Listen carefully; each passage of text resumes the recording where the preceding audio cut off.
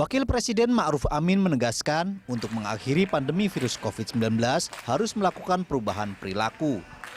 Adapun perubahan tersebut yakni disiplin protokol kesehatan 3M, mengenakan masker, menjaga jarak, dan mencuci tangan secara berkelanjutan di masyarakat harus diwujudkan. Ma'ruf juga mengatakan perilaku hidup bersih dan sehat ini tidak hanya diterapkan untuk sementara waktu sampai pemberian vaksinasi. Namun, diharapkan dapat menjadi budaya dan gaya hidup baru masyarakat Indonesia seterusnya. Menurut Wapres, untuk mewujudkan hal tersebut perlu peran penting dari insan pers, terutama untuk mencerdaskan masyarakat melalui pemberitaan yang edukatif, informatif, akurat, dan komprehensif dalam menggambarkan fenomena COVID-19 dan berbagai dampaknya. Ma'ruf mengatakan, insan pers juga merupakan garda terdepan dalam menginformasikan program vaksinasi kepada masyarakat secara luas. Agar akhir dari pandemi COVID-19 ini dapat segera terwujud, dibutuhkan upaya perubahan perilaku masyarakat secara berkelanjutan. Makanya saya setuju ini kerjasama ini dilanjutkan. Perilaku hidup bersih dan sehat ini diterapkan bukan saja untuk sementara waktu sampai pemberian vaksinasi, namun diharapkan dapat menjadi budaya dan gaya hidup baru masyarakat Indonesia seterusnya. Sementara itu, juru bicara Satgas COVID-19 Wiku Adhisa Smito menyampaikan kabar buruk terkait pandemi corona di Indonesia. Menurut Wiku, positivity rate pekan ini melonjak pesat. Per 13 Desember, tren positivity rate nasional berada pada 18,1% dari sebelumnya sebesar 13,81%. Angka ini sangat tinggi, bahkan sangat tinggi dari standar yang ditentukan WHO, yaitu di bawah 5%. Tingginya positivity rate menunjukkan bahwa masih tingginya penularan yang terjadi di masyarakat. Tim Liputan, Berita 1, Jakarta.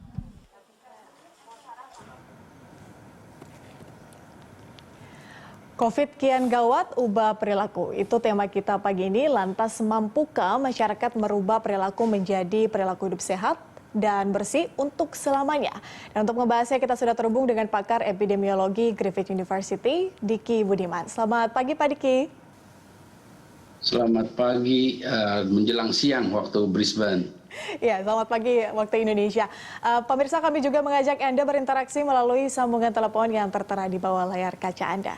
Pak Diki, kita langsung saja dari dialog kita pagi hari ini. Kita berbicara soal angka COVID-19 yang kian gawat, di mana kita harus mengubah perilaku seperti yang juga dikatakan oleh Wakil Presiden Kiai Ma'ruf Amin. Pak Diki, kalau kita melihat soal COVID ini secara keseluruhan, sebenarnya apakah selama ini masyarakat telah menerapkan perilaku hidup bersih dan sehat, Pak Diki? Ya, apa yang terjadi saat ini dengan masih panjang dan masih berlangsungnya gelombang pertama, kemudian juga kita lihat ada informasi tadi bahwa tren tes positivity rate yang mendekati 20% itu memang menunjukkan, memang saya dari sejak awal pandemi ini, tes positivity rate kita tuh sangat tinggi ya, di atas 10%, tidak pernah di bawah 10% secara nasional.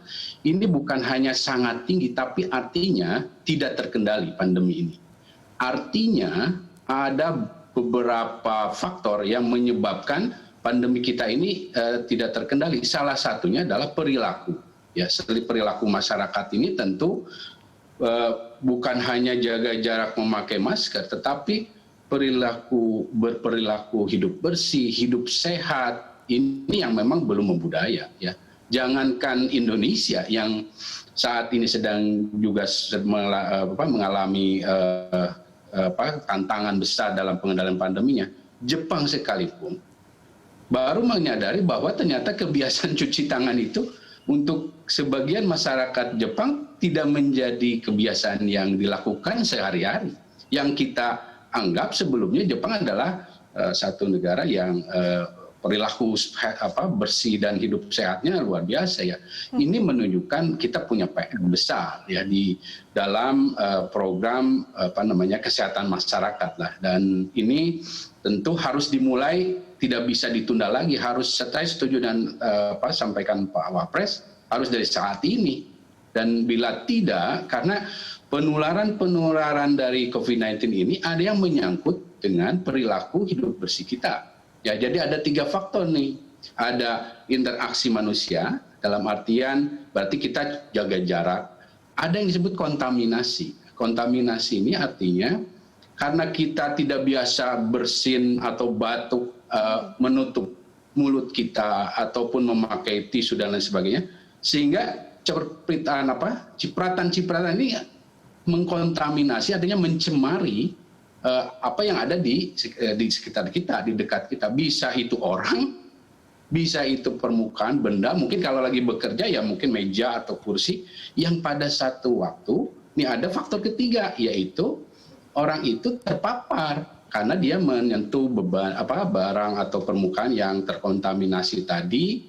Dia juga tidak terbiasa mencuci tangan, dia juga tidak terbiasa untuk membersihkan benda yang dipakai bersama itu secara rutin, atau mejanya atau kursinya, apalagi dalam situasi seperti ini. Nah, inilah beberapa contoh begitu yang menurut kita hal yang mungkin karena sehari-hari sepele, tapi ternyata begitu besar dampaknya dalam penularan COVID-19. Ya. Pak Diki, artinya kalau menerapkan perilaku hidup bersih dan sehat, ini tidak sekedar hanya sebatas 3M seperti itu. Afirmasi Betul. saja Pak Diki, selain 3M ini, perilaku-perilaku apa yang kemudian harus benar-benar diperhatikan oleh masyarakat untuk tidak dilakukan, dan bagaimana konsep hidup bersih dan sehat ini bisa benar-benar masuk atau dimengerti oleh masyarakat untuk dilakukan? Ya, pertama yang harus difahami oleh kita semua bahwa ini bukan sekedar tentang pandemi COVID-19.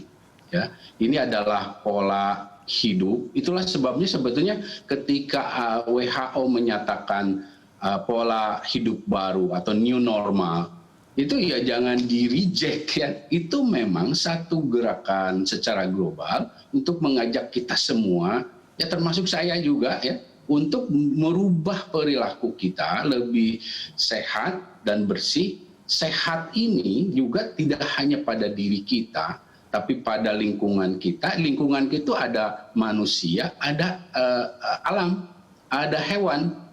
Karena terjadinya pandemi, itu salah satunya karena kita mengabaikan seperti namanya, jangan dianggap misalnya penebangan hutan, kemudian cara kita melakukan misalnya memelihara burung, ya.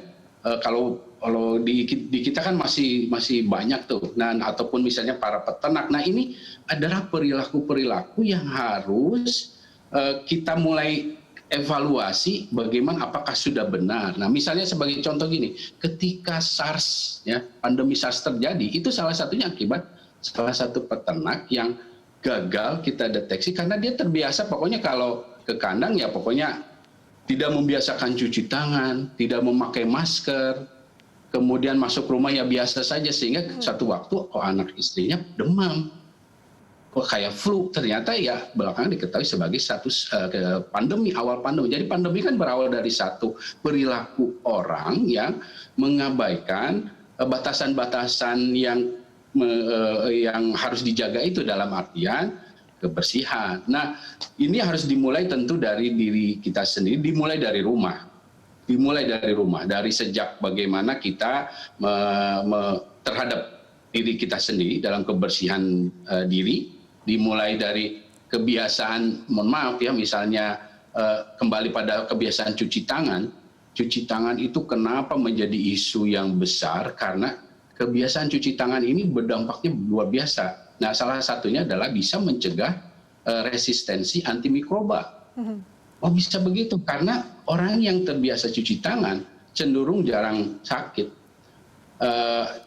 misalnya jarang diare pada anak. Nah, ini artinya dia akan jarang sekali mendapat antibiotik, sehingga penggunaan antibiotik akan sangat rasional dan dibatasi. Tapi buktinya di Indonesia angka diare juga banyak ya, dan juga infeksi yang menyangkut saluran pencernaan banyak, sehingga penggunaan antibiotik ini juga tinggi dan sering tidak rasional sehingga menyebabkan resistensi. Jadi ini ancaman besar loh, resistensi antimikroba hanya akibat perilaku cuci tangan. Salah satu. Jadi cuci tangan ini bukan menyangkut hanya masalah COVID-19 saja, tapi juga ada banyak penyakit menular lain yang bisa kita minimalisir. Ya, untuk mensosialisasikan perilaku hidup bersih dan sehat ini tentunya butuh sosialisasi juga kepada masyarakat. Artinya bukan hanya sekedar menerapkan 3M tapi juga perilaku hidup bersih dan sehat yang mungkin sebelumnya tidak kita lakukan harus kita aplikasikan setelah adanya pandemi COVID-19 ini. Tadi saya garis bawahi Pak Diki terkait dengan sosialisasi. Ini kan masih kita berbicara soal kontribusi baik itu dari pemerintah dan juga dari media dalam mensosialisasikan perilaku hidup dan sehat ini, hidup sehat ini. Bagaimana Anda melihat Pak Diki kontribusi dari media sendiri untuk mensosialisasikan perilaku hidup dan sehat ini? Seberapa besar sih pengaruhnya terhadap sosialisasi ini? Sangat besar peran media ini, terutama dari salah satunya iklan, ya. Iklan beberapa negara maju sekarang sudah membatasi misalnya iklan yang minuman mengandung gula. Sudah lebih advance mereka. Bukan hanya masalah rokok yang dilarang, tapi minuman yang mengandung gula ini sudah mereka batasi sekali iklan-iklannya. Karena apa? Karena ini kan menyangkut nanti kebiasaan kecenderungan jumlah obesitas dan juga overweight yang banyak, termasuk iklan-iklan yang sifatnya fast food. Nah, ini salah satu yang paling berpengaruh karena beberapa studi menunjukkan bahwa memang saat ini anak-anak dan remaja lebih sangat mudah terpengaruh terutama dari iklan-iklan ini. Itulah salah satunya kenapa penting sekali dalam situasi pandemi ini ada iklan-iklan, katakanlah satu produk, tapi kaitkanlah dengan pandemi ini.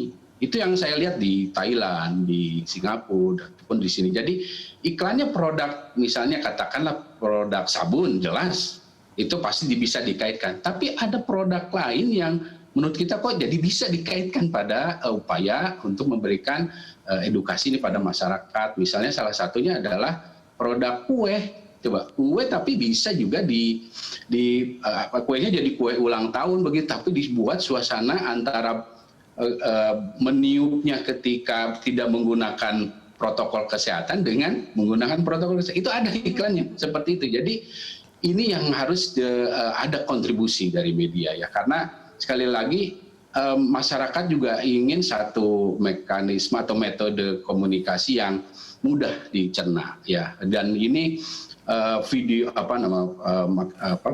atau satu iklan ini amat sangat efektif, sangat efektif. Saya saja sampai saat ini masih ingat itu iklan KB waktu saya kecil, karena begitu mudahnya melekat ya, kebiasaan yang bisa kita tiru dari iklan-iklan seperti ini. Dan ini saya kira sudah ada sebagian, tapi masih perlu ditingkatkan. Jadi itu yang perlu bisa kita teruskan, dan karena ini masalahnya masih relatif lama ya, pandeminya masih lebih dari setahun. Ya, artinya kontribusi media ini sangatlah penting untuk mengedukasi masyarakat menerapkan perilaku hidup bersih dan sehat. Pak Diki, kita akan lanjutkan di segmen berikutnya. Pemirsa, tetaplah bersama kami di Good Morning Jakarta.